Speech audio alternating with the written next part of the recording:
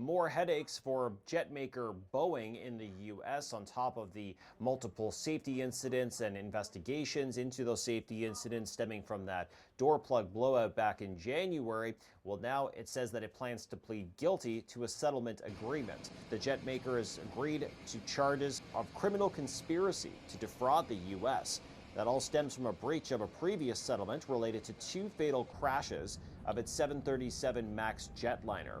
The deal is expected to cost Boeing roughly $750 million, including fines and investments in safety and compliance. And again, just adding to headaches for the jet maker that have started ever since January with that Alaska Airlines incident. And Walmart Canada, some changes are going to be coming as well to stores across the country. Going to be more of a sensory-friendly shopping experience, as the company describes.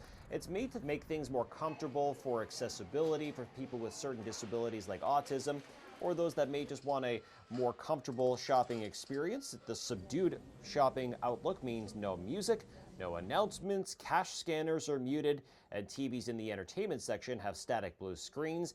Some stores may also offer dim lighting, so that could mean a little more of a subdued experience for you the next time you walk into your Walmart store.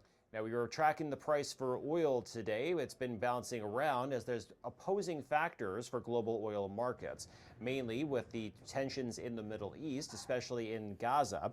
Well, there could be ceasefire talks in the works, and there's now reports that it could be heading towards a ceasefire, and that's going to mean some relief for the region and thus global oil markets. But working against that narrative is Hurricane Beryl in the U.S. Well, it's now working its way through Texas, and several key oil and gas shipping ports have been closed, which means slowing production, and multiple other facilities inland have also been evacuated. It's a reminder here that Texas does produce the most oil and natural gas of any region in the United States.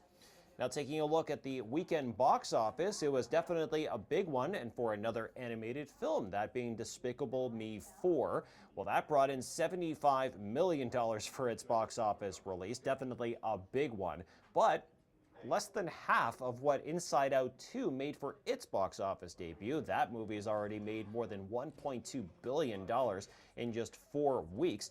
It is set to be the biggest film of the year so far. Despicable Me 4 could take that crown away from it, depending on how things progress in the next few weeks. But coming up on July 26th, Deadpool and Wolverine, well, that's going to be coming out. It's also anticipated to be a big one.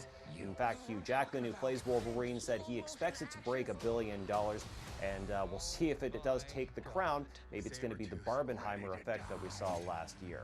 At the Business Center, I'm Ari Rabinovitch.